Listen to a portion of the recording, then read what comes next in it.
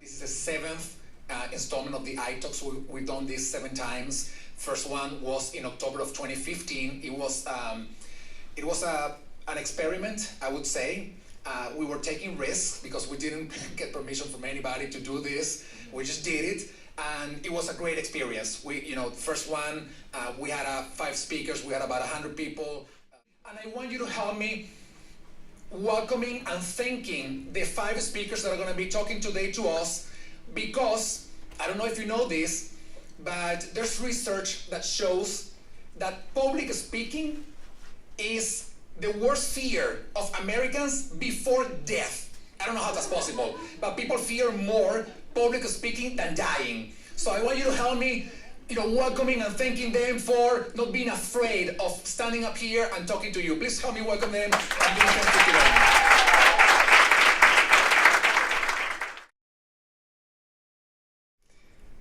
I was never a sporty kid.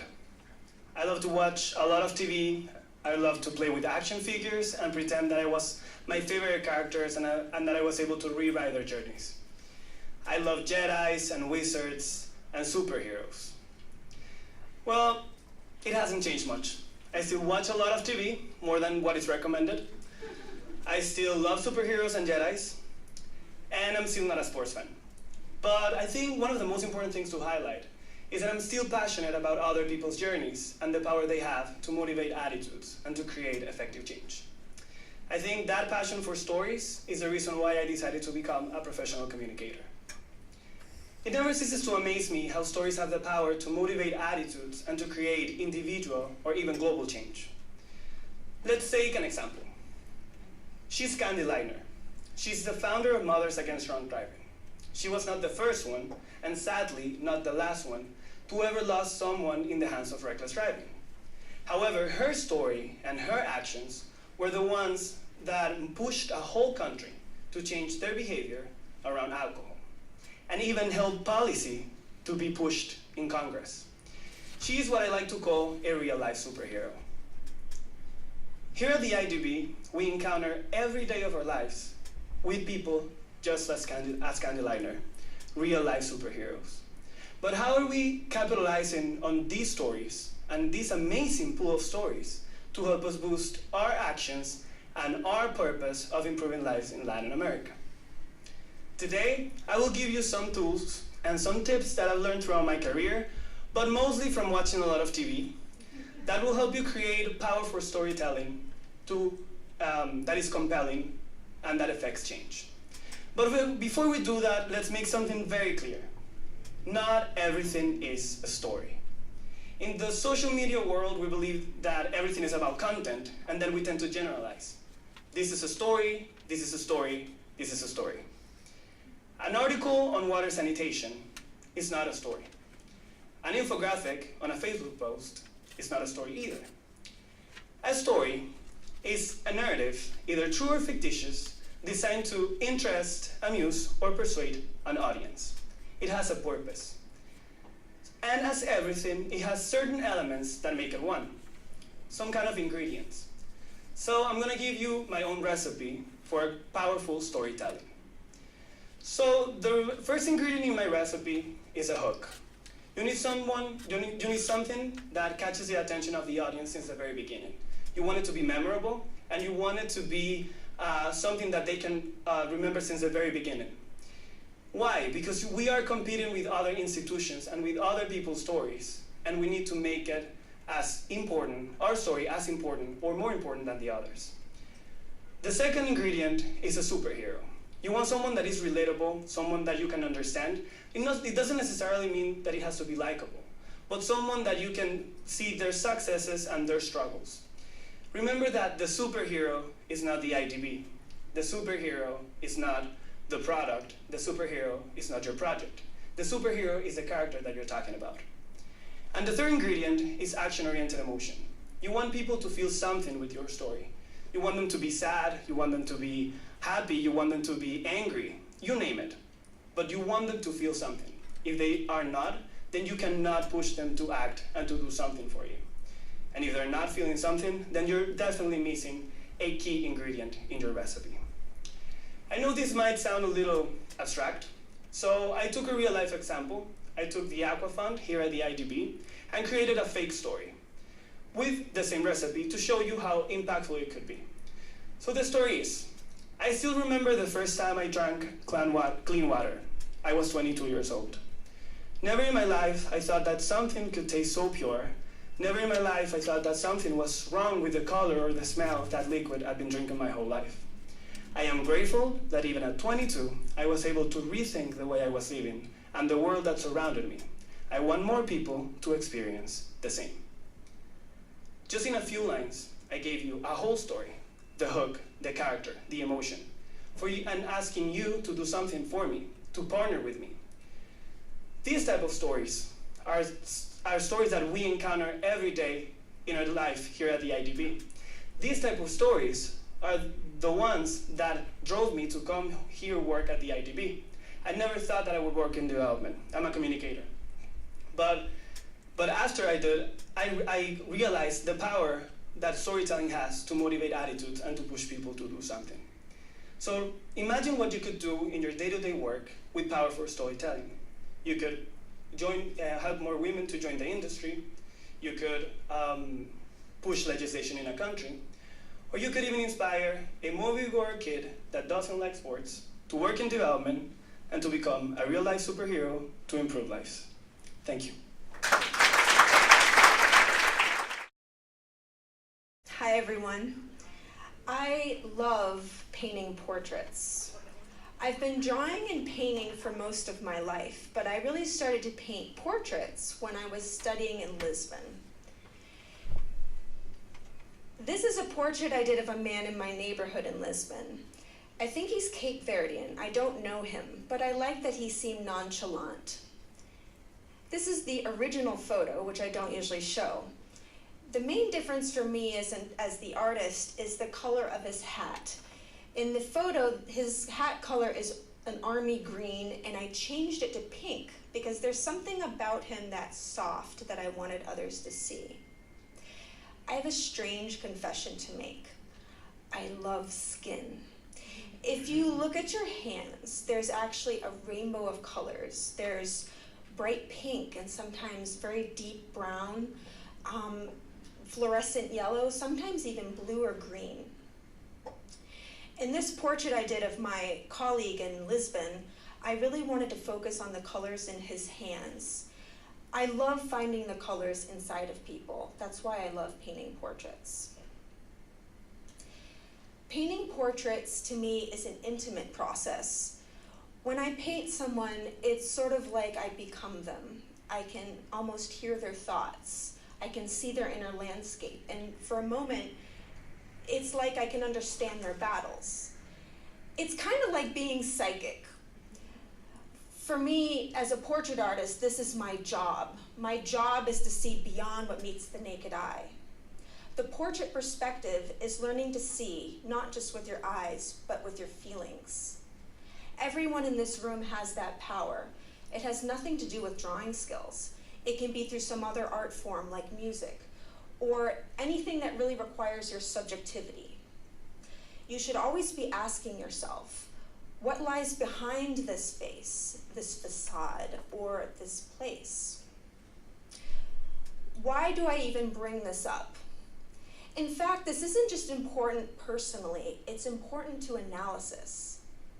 Here at the IDB, we look at human problems objectively. Many of us work with data and evidence. We run hypotheses on our assumptions, and we certainly work in groups so that no individual's biases or perceptions dominate an analysis. In fact, I love the science of objectivity. I happen to be a teaching assistant for probability theory and statistics at Georgetown University. However, I argue that not just personally, but even for analysis, there is value in appreciating what makes us human, the irrational, the passion, our subjectivity, and understanding and appreciating why our perceptions are different. Let me show you with an example through portraits. Looking at a continuum of portrait styles, we might start with photorealism.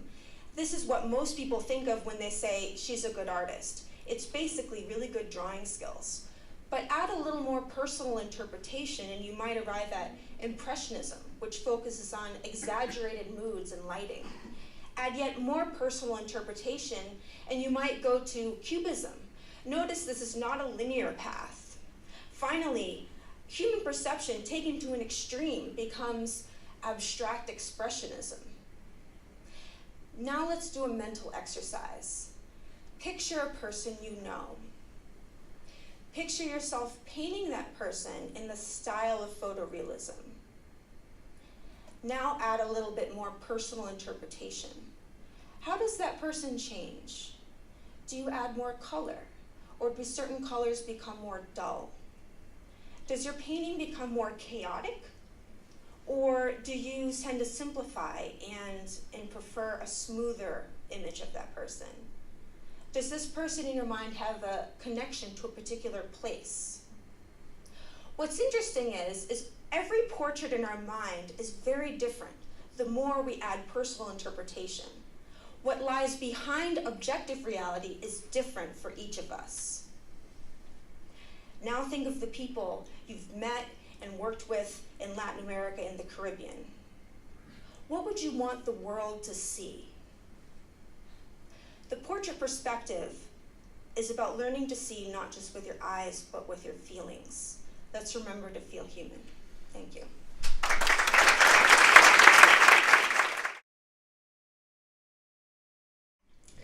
This will be the first time I share this story publicly with an audience, with all of you. It's a story about an incident that happened when I was living in an orphanage in a Bangladeshi slum, where my French ex-boyfriend also lived.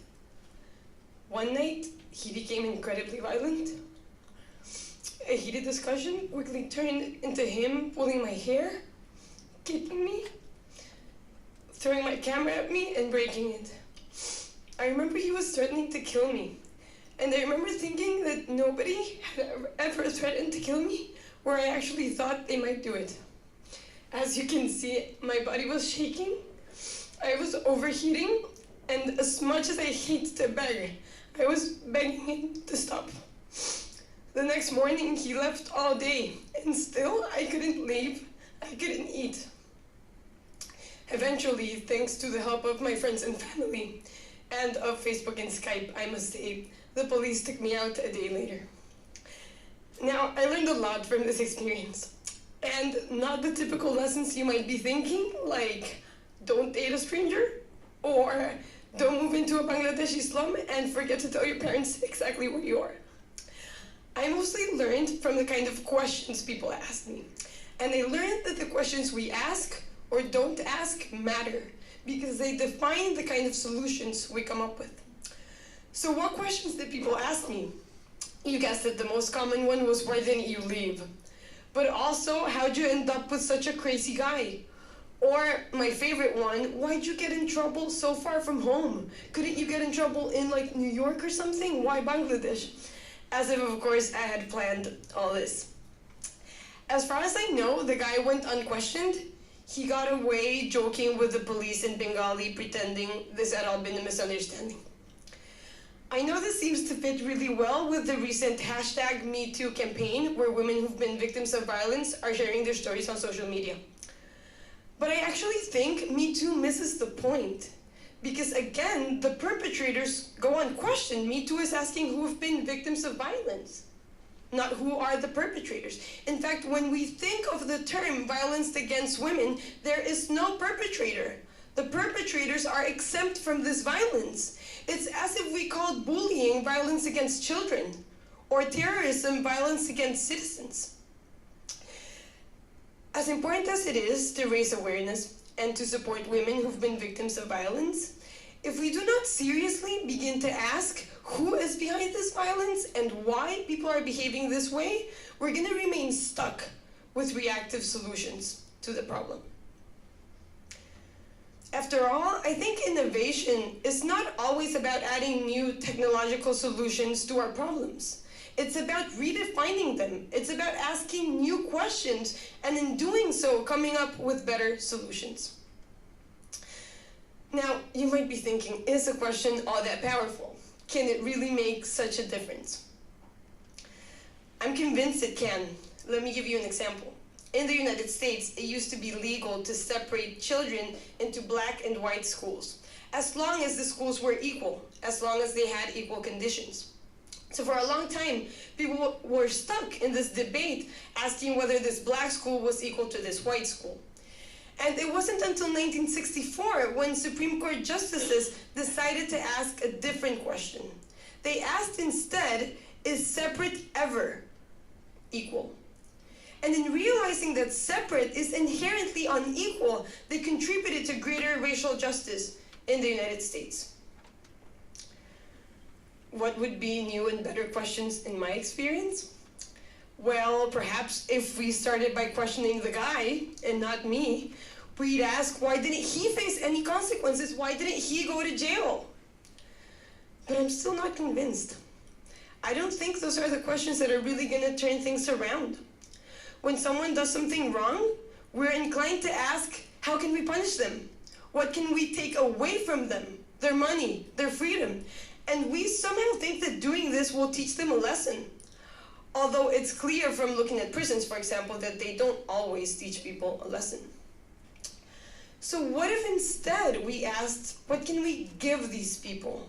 What do these people need to behave differently, to behave better? Now, these questions will lead to different solutions, and some might even work. So let's not get comfortable with the right answers to the wrong questions, because it's simply not good enough. I encourage you, as I encourage myself, to think about the questions you're not thinking about, to challenge the assumptions behind those that you're thinking about perhaps too often. And most importantly, don't ever be afraid to pose a different question, because it might just be the one that leads you, your division, or your community toward a whole new direction of change. Thank you. Do you guys know where the gypsies come from? Anybody? Romania, did I hear? They actually come from India. They left India about 1500 years ago to make their way to Europe. They established both across the way and across the continent. In southern Spain, Andalusia, the gypsies' unique ways and style mixed with the Spanish guitar and the Arab singing and brought to life flamenco. Flamenco could be defined as the artistic expression of a culture that for centuries, as you probably know, have suffered from exclusion, they've been enslaved, they've been purged, but that also always found a way to represent their celebration for life through art. But wait a minute, you're probably thinking, why is she talking about flamenco here at the IDB? The thing is, I love flamenco. As Enrique said, I've been a flamenco dancer since I'm 6, and so it really comes natural to me to mix my passion for flamenco into my daily activities. And today, I want to mix it with something that I'm sure many of you deal with daily. I'm going to mix flamenco and data. Yes. Come on, don't you think a spreadsheet could use a little bit of flamenco's passion and energy? I certainly do think so. Here at the bank, many of you, I'm sure, spend your days looking at data or finding insights from data. I promote the use and application of open data. When we are analyzing data, we usually enter a very focused, analytical way of thinking. But when we want to communicate the results we find, it isn't effective to continue in such an analytical mode. We should actually change to a more fun, creative way of thinking in order to captivate our audience. So here's where flamenco can help you. And I'm gonna tell you how you can put your data to dance flamenco. First, you need to find your story. When you're looking at your data, scrolling through all those rows and columns, ask yourself, what story are these numbers telling me, and what story do I want to tell with these numbers? If there's something flamencos can do, is taking their audience through an emotional journey while watching a show. In flamenco, different emotions and moments call for different rhythms and structures. Bulerías and rumbas are going to make you celebrate. They're happy dances and music. But soleás and martinetes are more to go within. The rhythm of the martinete, which goes 1, 2, 3, 4, 5, actually represents the sound of the hammer that the enslaved gypsies used as construction workers. So what can you take from this? When you're looking at your data and finding your story, make sure you choose the correct rhythm to represent your message. So second, find the emotional side of your story. Paco de Lucia used to say that the hands play what the heart wants to tell. So for him, his guitar and flamenco were a mean to express his feelings. You can do the same with your data. Sorry. You can do the same with your data. Here at the bank, there is a data set called something like IIDB, ITI, General Project Details, or something like that. It gives you information about disbursements and operations. But if you change from the analytical mode to the flamenco mode, you can see those numbers not as money spent, but as lives improved. For instance, the number of schools built in Brazil. So make sure you connect with your data and the emotions behind the numbers. Third, choose carefully and don't put everything at the same time. In flamenco, artists play with matices, the idea of carefully layering out the use of their energy throughout a performance. If you use all your energy at once, you will just exhaust yourself and your audience. Flamencos will lose the nuance of their dance. The same happens with data. If you put all what you've learned through your research, people will just get lost and your message will get confused. So when you're writing a story with your data, make sure you choose the correct information to create that lasting effect you wish to produce in your audience. So remember, find your story, the emotional side of your data, and choose carefully, and you'll be putting your data to dance flamenco. Thanks.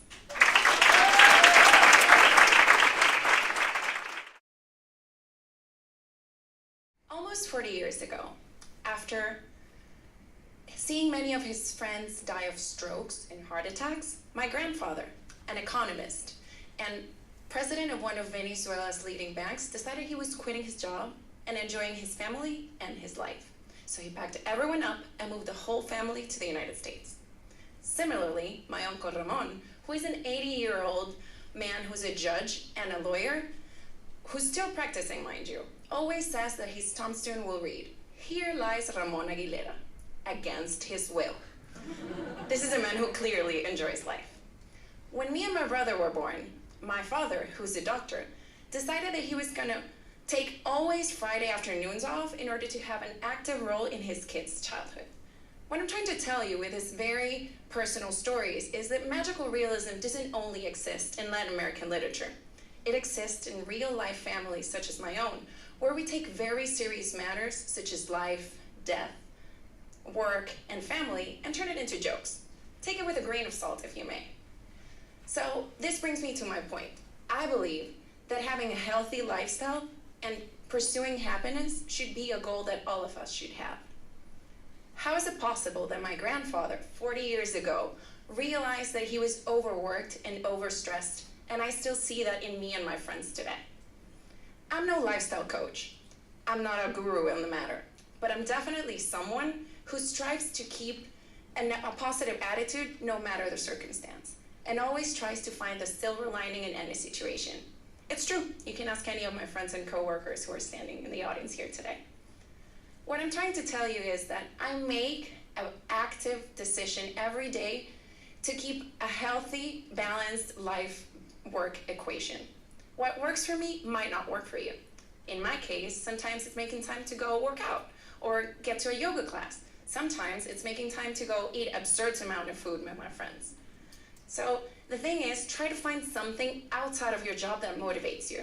And once you find it, pursue it. And pursue it with the same amount of passion and energy that you would your professional career. How do you feel when you leave the office early at 6 p.m. and everyone's still there? Many disapproving looks, right? I know, I felt them myself. Before working here, I used to work at a communications consulting firm, which is the epitome of a fast-paced, demanding, exhausting environment. And even back then, I would plan my time accordingly in order to make it to my 6:30 p.m. yoga class. So here are the 3 things that I will tell you today. 1, set your priorities straight and stick to them, like my grandfather did, prioritizing his family. 2, trace a roadmap. think at 9 a.m. so you don't have to stay until 9 p.m. like my father did in order to have a 4.5-day work week. Because sometimes staying late or working weekends doesn't necessarily mean you're going the extra mile. And number 3, set small tasks that will break up your day into smaller milestones that will make you more productive and effective. For me, it's making lists. But maybe for you, it's about maybe using Post-its or setting up alarms in your calendar. Getting things done and over with gives you a sense of achievement, of satisfaction, because results ultimately give you a lot more joy than just showing up. Maybe what I'm trying to tell you is that you don't know what works for you just yet, but you have to go for it. Make time for yourself. Do more things for yourself. Make yourself a priority. You deserve it. So go ahead, enjoy your life. Do more things with your loved ones. Spend time with your friends. Look for the magical realism in your life and make it happen. Make the choice to enjoy today. Thank you.